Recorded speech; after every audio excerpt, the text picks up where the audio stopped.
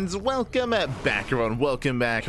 Welcome back to our next series, to our winners match here of the Masters of the Game, round of 16. We're here, we are back, and we're here to determine the first player to make it through into the next round, into the playoffs. Let's go. Spawning in the top right hand corner of Tokamak, we have the red Protoss player. We have the red Protoss. We have the Canadian Protoss representing Basilisk. It is Trigger. Ooh, it looks like we might have some latency issues though. Looks like we might have some latency issues here. Yeah, we might have to just remake. Remake, pappy. I don't know if we have to, if he has to restart his client for the VPN to apply. If not, we can continue. It's all good. It's all good.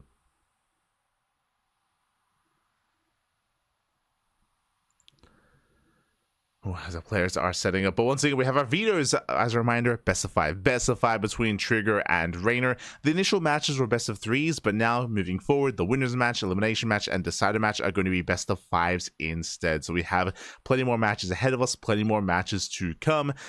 Oh boy, and it's going to be an interesting one here, just because we don't often see Trigger and Reynor play against each other. They're from different regions, right? So they're from, even now we have Trigger in Korea and Reynor in Europe. Ping is going to be a factor, unfortunately, when it comes to both players and how they're able to perform. But overall, looking forward to a solid series. Let's go. Let us go.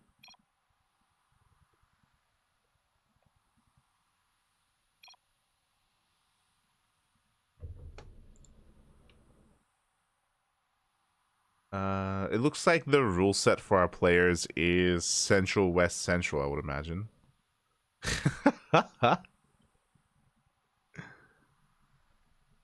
Yeah, so they do have EU advantage for this tournament. Depending on the tournament, some do Central, West, Central, others do West, Central, West. It had...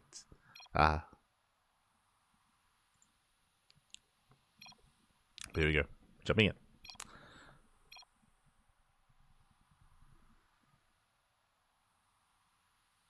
Then we get into our intros, then we can get into... Call him up, Pappy, call him up. At 3 a.m. in the morning. You'll be fine, you'll be fine.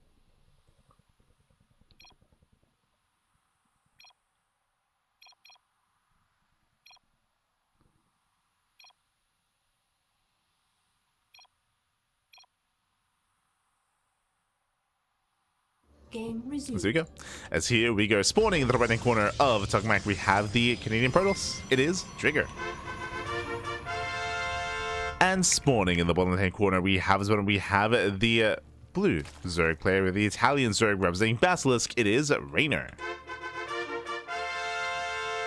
And if you're in the chat, you know what time it is. It is Gamba time. Predictions are open. Place your bets on who you think will claim the series. Best of luck in the chat as we jump into our Zerg versus Protoss matchup. Here we go. As a reminder, this is a prediction for the entirety of the best of 5. Let's go. Let us go.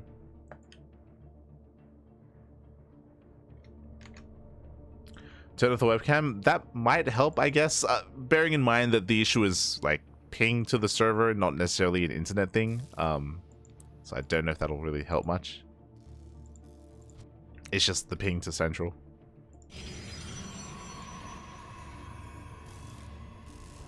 But regardless, here we go. Regardless, we are going to be settling in. We have initial opener, gate expanded, cybercore, standard opener out of Trigger. Likewise, Reynor going for its own hatch gas pool. Nothing crazy, nothing wild, not yet, between our two players. Now, coming into this, Trigger, he's typically known for going more standard mid-game play, so we don't really expect too much out of him when it comes to the early game. We're expecting Stargate Opener into a third base, into Twilight Council +1 and Blink. If he does deviate, we will try to take note of that, whether it's going into an earlier Twilight Council for earlier Glaives, earlier Council for earlier Blink timings. I'm sure that Reynor and Trigger do practice together. I'm sure they're familiar with each other's style here, and it's going to be an uphill battle. Now, Trigger, he can pop off in PvP, as we saw. He was able to shut down Classic. I'm sure Reynor is very happy about that. If you recall, earlier today, we were live with the podcast. We were live with our own SS2 talk show. or just, I guess, news show and like wrap-up show. And we did go over Reynor versus Classic. They faced off in the Basilisk Big Brain Bouts, and Classic did 3-0 Reynor a couple of days ago. So again, I'm sure he's very happy that he potentially will be able to avoid Classic the entire group. Whew. But now he has to, of course, face off against Trigger as a result. His teammate, Pappy. Yeah, the team kill.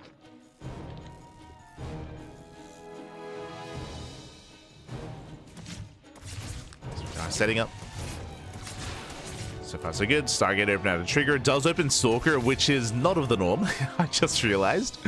Stalker opened out of our Protoss player. This is designed to typically hunt down Overlords and deter vision, deter scouting. But instead, Trigger he moves out with the Stalker instead. Doesn't achieve too much. Speaking of denying vision, is opening up Void Ray. Okay, you have my attention. Stalker into Void Ray. Both units to shoot up. Both units designed to shut down the Overlord. Okay. Este Trigger. So we can look to chase down these Overlords. Behind this, he might be hiding tech, or he might just play standard. That's the scary thing about this. You can still get a third base up and running. You can still build up into a standard game. Or we could see, for example, a second Stargate, a Fleet Beacon, and rush into Tempest, rush into Carriers, go for a faster Twilight Council into Glaive of Depths. There are definitely builds and styles that you can try to hide behind this instead. As Lings they move out to deny the third, Void Ray has arrived. There's no Oracle to defend, and the Adept is going to get surrounded. Yeah, Lings they move in. Oh. Lings they collapse on the Adept. And Adept does hold. Void Ray does respond. So far, so good. Trigger does hold.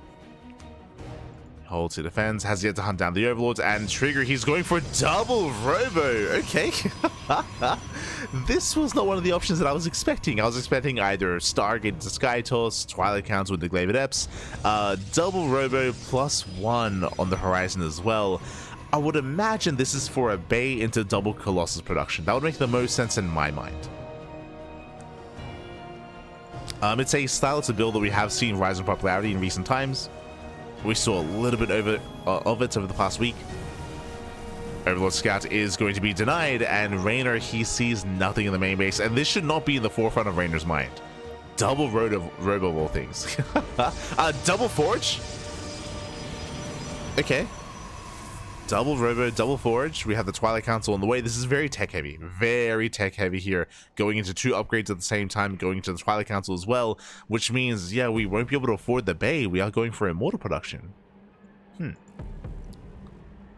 Okay, let him cook, Pappy. Let him cook. Let him cook. So double Immortal production instead. With this, I would imagine we go into Charge, right? This could be a 1-1 Charge all in. Charge would benefit the most out of armor upgrades as well.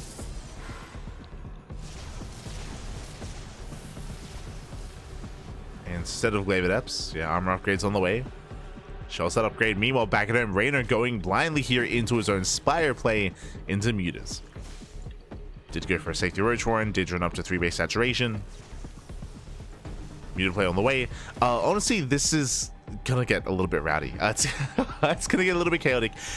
Trigger, nothing shoots up. Now, it is going to be a charge base all in as we had assumed, but what does that mean? That means no Blink Stalkers. That means no limited anti-air, right? The anti-air is very limited here for Trigger, so Mutas can shut him down depending on the timing. Who hits first? Who does hit first? Aspire is halfway done, and Trigger, his upgrades are still a ways away. It's going to take a while here. It's going to take a while for this to really move out and hit the field, as is waiting for Archons alongside this. Immortals are revealed. And Mute is going to be ideal here. They may just force the issue. They may just force Trigger to commit across the map into an all-in. As Trigger, he hasn't seen anything, and he shouldn't, right? There's no Oracle. There's no Oracle. This is a Phoenix. There's no way to easily get into the bases to scout. No without hallucination, but there's no sentry either. So limited scouting here from Trigger. Muta production has begun. We have 8 mutas on the way.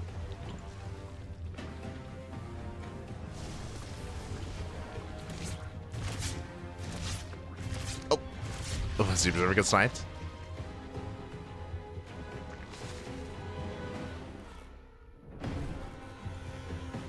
And again, this is a lot of Immortals. It's an impressive army, don't get me wrong. It's very impressive. It's terrifying, especially against a Roach heavy composition.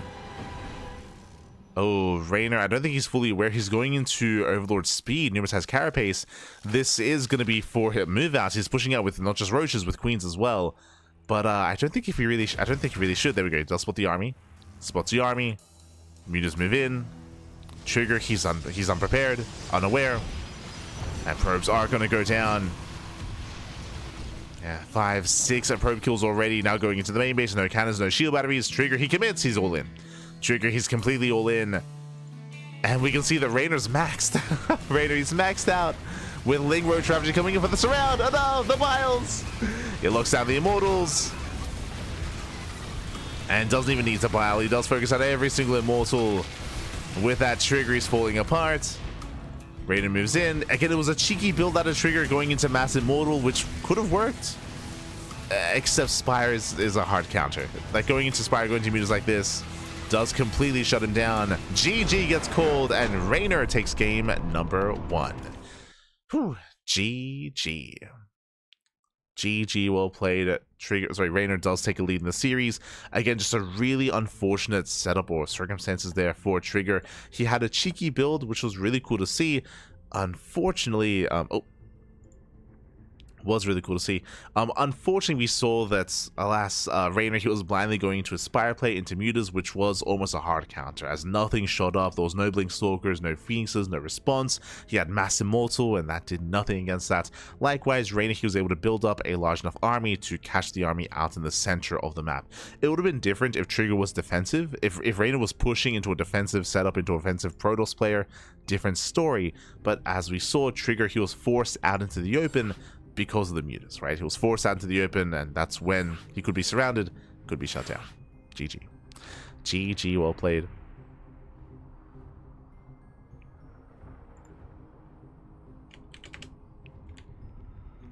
With that, Reynor takes a lead, and we'll see if Trigger can recover as we load into Pylon for game number 2. Now, what I will say is that, I mean, in a way, thankfully for Trigger, game 1 was very unorthodox, very unusual. Like, going into a Void Ray opener into Double Robo Mass Immortal is not normal, not standard, so we don't really expect to see that kind of scenario, that kind of dynamic again in this series. It's not really indicative of what our standard play looks like.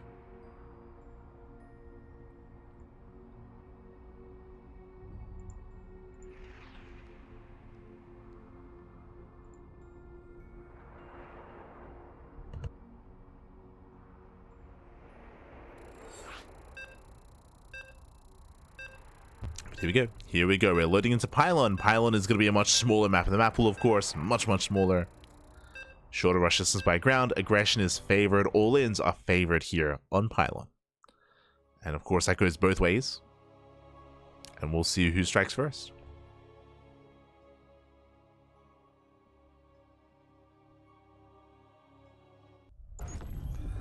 See who strikes first. And spawning in the bottom right-hand corner of Pylon, we have the Canadian Protoss player. We have the red Protoss representing Basilisk. It is Trigger. And spawning in the top left-hand corner, we have his opponent. We have the Italian Zerg player. We have the blue Zerg representing Basilisk. It is Reynor. Leading the series 1-0. Oh. Hello. As he does open up with a much earlier spawning pool. Let's go. So 13 pool here out of Reynor. Is going to be hyper aggressive. If you recall, we did just mention how Pylon does favor aggression. The reason for this is Pylon is a smaller map, a shorter rush distance by ground, so it doesn't take as long to get across the map to reinforce and to commit into aggression. Speaking of aggression, we're going for the proxy hatchery as well. So early Ling Flood into hatchery. No gases, bear that in mind, so no Ling speed. No roaches. As the drone is moving in for that hatchery. Reynor, he's having fun. It's getting ready for the hatch block. Oh. Ooh, there was a bit of a lag spike there. There we go, here comes the block. Trigger, he pulls the boys to focus this down. We'll delay the Nexus. And Link production has begun. Trigger checking his vision here. Trigger, he is now moving out with the probe scout. Trying to get a read on what's going on. Thankfully, he does have a safety zealot on the way. And Trigger scouts. He sees, he knows. He sees it's coming his way. Lings are flooding. Zealot does pop. Second zealot's on the way as well. But we need a wall up. Trigger, he's got the money for it. Second gateway, but the wall is open. Oh, never mind. Going for the gateway, actually. Okay. I mean, the wall was open, but the gateway is denied. And Lings are moving in. They're coming for the surround. Oh, they lock down the zealot. Zealot is surrounded. One zealot left. Reynor behind this is expanding. Comes in for another surround. Locks down the second zealot. And things are getting dire here. Going for the pylon. And can he depower the gateway in time? It's going to be close. Can he get it? The pylon goes down. Depowers the gateway. And this might just be too much. Thankfully, there's a backup pylon on the way. Also going to be targeted down. But I believe the adept should pop out in time. Yeah, it does pop out. Adept has arrived, but we're still flooding Lings. The hatchery is complete. Queen is on the way. Lings are on the way, and Reynor, he will just overwhelm. Ay, ay, ay. GG gets called, and Reynor, he will extend his lead in the series 2-0. Whew, GG. Reynor does take game number 2 here. Again, a build that is a little bit more tailored towards pylon. As we mentioned, this build does hit harder on pylon because Lings, they get across the map even faster than normal, even faster than, say, on Maganatha or Tokamak or some of these other larger maps. GG. GG, well played.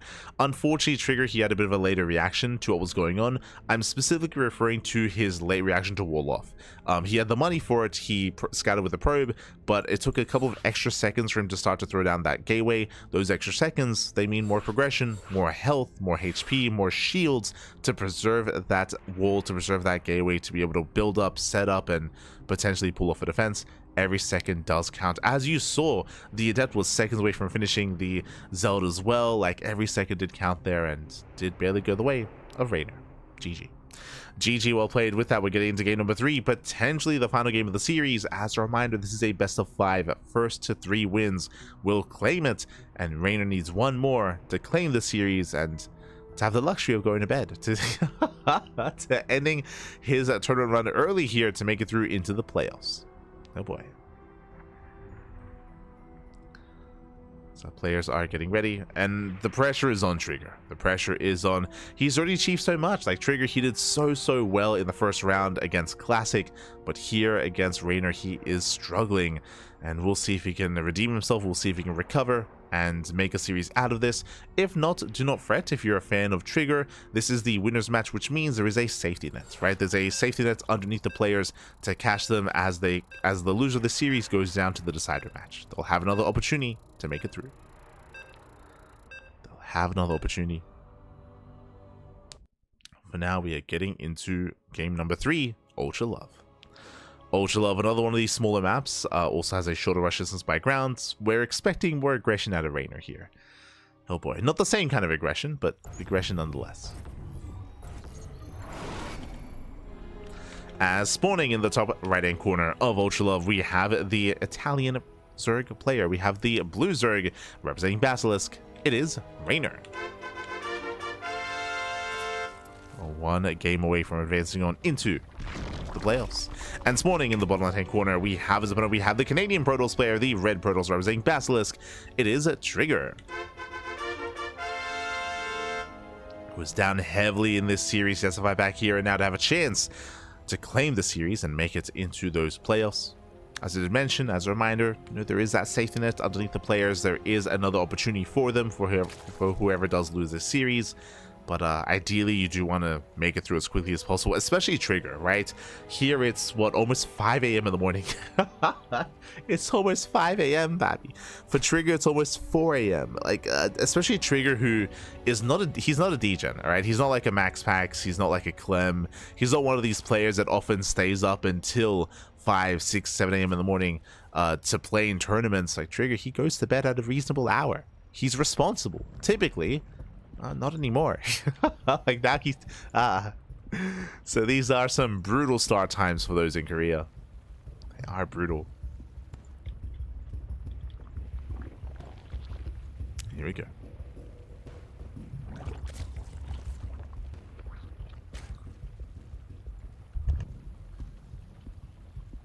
As for now, we do have a standard opener, hatch gas pool.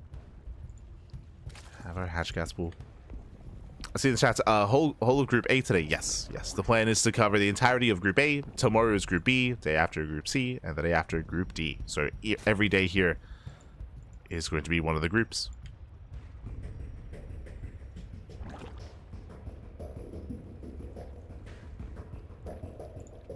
Game's over. He should leave. Oh, don't be a clown in the chats. What are we talking about?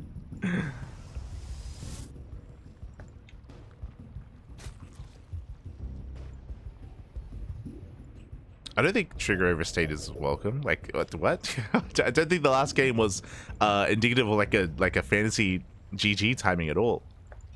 What are we talking about?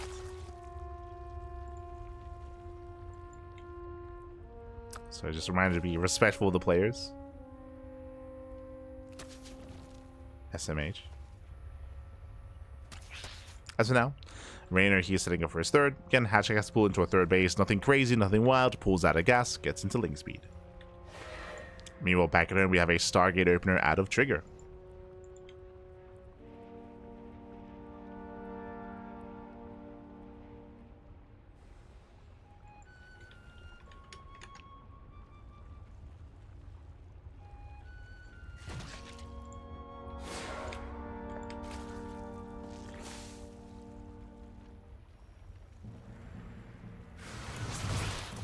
Say shade into the mineral line. They get one drone kill so far. Just the one, which is not quite worth it if a trigger, as one adept will fall.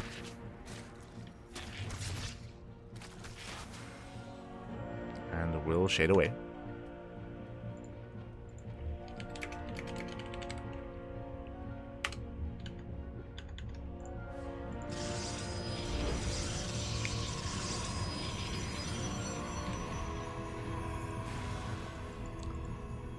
From here, we can tech up.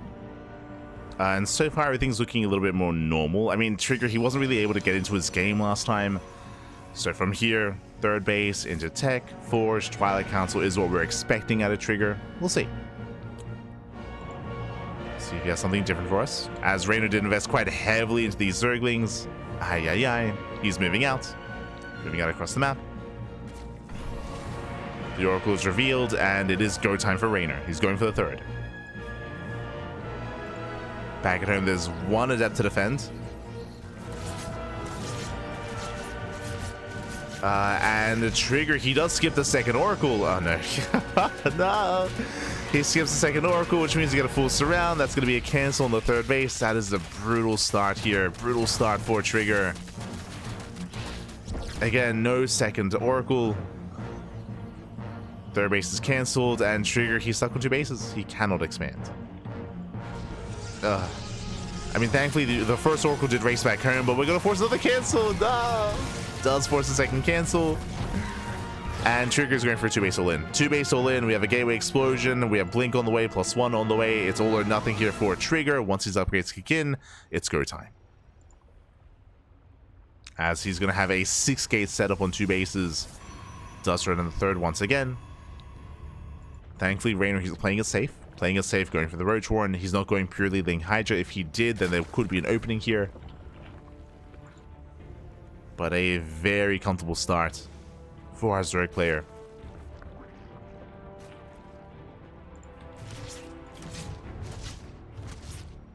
And it is all going to come down to this Blink timing. +1 and Blink. It all comes down to the all-in. As Lings, they do collapse on top of the Stalkers. Coming for this round, the Lings, they're trading very nicely. Blink is not yet done. Stalkers are going to be falling. Getting one Stalker. Thankfully, the shield battery does finish. And Reynor does pull away.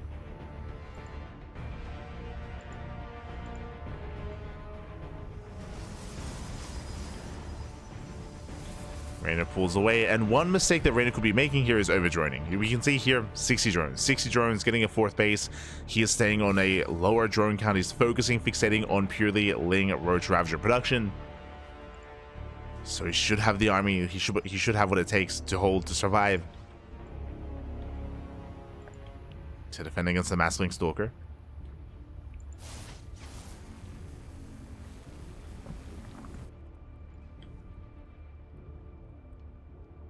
As behind this Trigger is getting into Storm.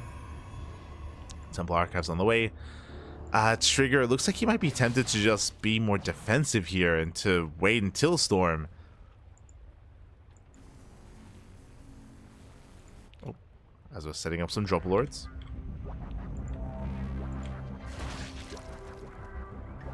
Reynor going for the Link Drop.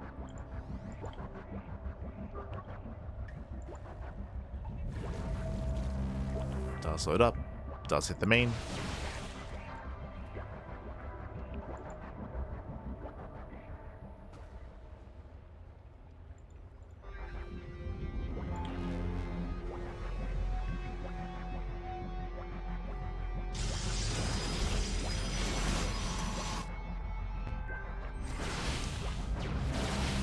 And Trigger, he will deny the 5th.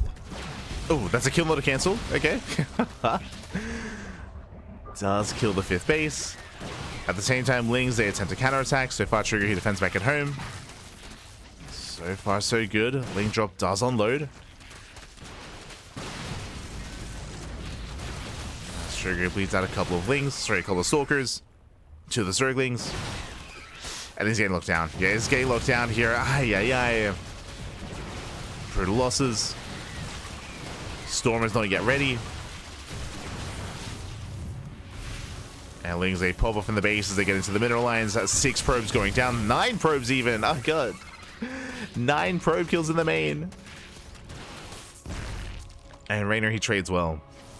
Trades well here. He loses mainly Zerglings for 7 Stalkers and 9 probes. A couple of Ravagers go down, but again, this is still a worthwhile trade for Reynor.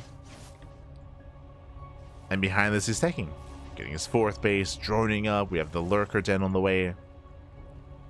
Hydra Den is done. And Reynor, he's about to max. He's about to max out. Now, my assumption here was that Trigger was going to be forced into a 2-base all-in with a fake 3rd. But Trigger, he's trying to stabilize and trying to macro out of this. It's an ambitious move here from Trigger. It's very ambitious. He's relying on Reynor to make mistakes and to give Trigger the opportunity to actually recover in this game. The problem here is that Reynor is teching. For example, if Reynor maybe under-droned, if he maybe overcommitted into Ling Roach Ravager, if he stayed on the low-tech army, then there could be opportunities here for Trigger, for sure. But as we were pointing out, Reynor is teching. Hydras are on the way. Lurker Den is done. Hive has begun as well, right? Like, he's not really resting on his laurels. He's not tunnel visioning. Reynor's taking further up. So Reynor, he's maintaining his lead. I will say that Reynor, he has been the victim of having overconfidence in the past. But that's part of his personality. But here, he's, again, just, you know, making sure he doesn't cut any corners. Reynor's being secure.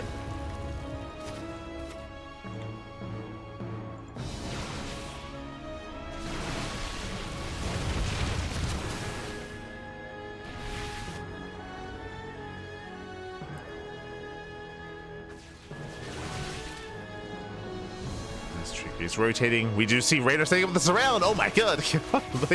They come in from behind. They lock down the High Templar. And we're collapsing on the Stalkers. We do have some decent storms here, but only a handful of storms. Stalkers, they blink away. Lurkers moving in. Oh, Reynor otherwise distracted. 5th base going down for the 2nd time. Nice time on the Lurkers. Trigger, he controls well. Despite this round, he escapes with most of his Stalkers. Oh. So Trigger trading as best he can. Likewise, another storm on the Roaches. The Roaches are so softened up. They're so low.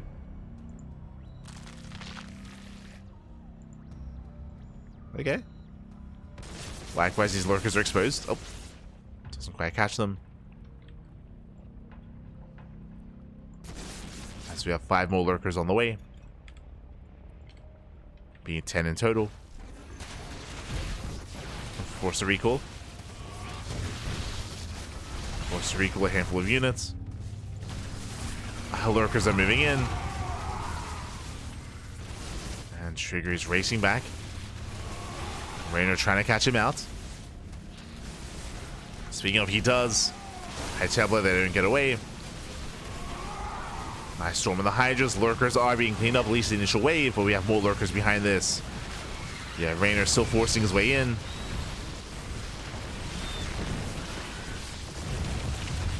And Trigger, he can't quite engage, not into all these Lurkers. Not like this.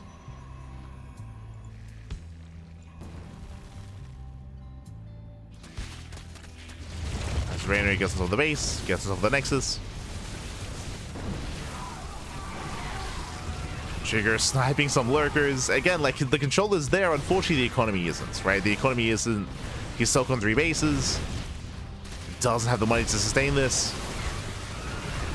And we surround the Immortals. And catching out 1, 2 Immortals. Lurkers, they move in towards the natural. Just pulling Trigger apart.